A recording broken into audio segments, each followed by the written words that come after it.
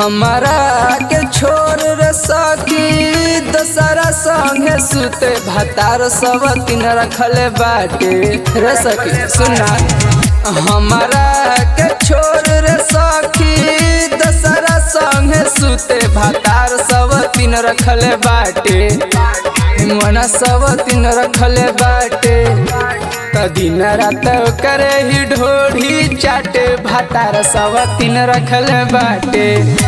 त दिन रात करे ही ढोढ़ी चाटे भतार सब तीन रखले बाटे ढोढ़िए पलो भाई रहेला।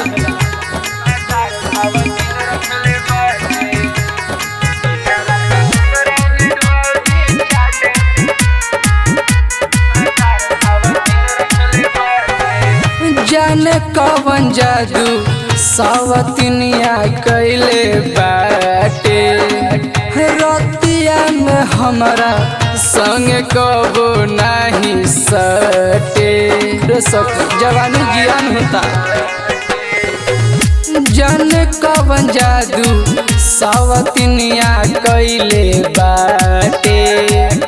रतिया में हमारा संग कबो नहीं सटे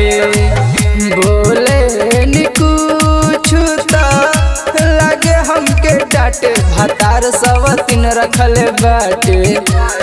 मना सब तीन रखले बाटे त दिन रात करे ही ढोढ़ी चाटे भतार सब तीन रखले बाटे त दिन रात करे ही ढोढ़ी चाटे भतार सब तीन रखले बाटे।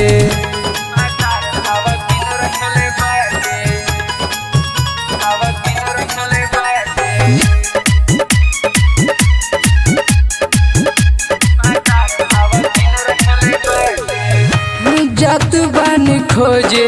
हम भतार सखी भाड़ा पर खूब मजा ले हब हम बिछाई के पोरा पर हम दोसर खोज ले। जात बानी खोजे हम भतार सखी भाड़ा पर खूब मजा ले हब हम बिछाई के पोरा पर बिके जी गुलाब के खूब मजा लुटे भतार सब तीन रखले बाटे मना सब तीन रखले बाटे त दिन रात ओकरे ही ढोढ़ी चाटे भतार सब तीन रखले बाटे त दिन रात ओकरे ही ढोढ़ी चाटे भतार सब तीन रखले बाटे मना जवानी जियान करता।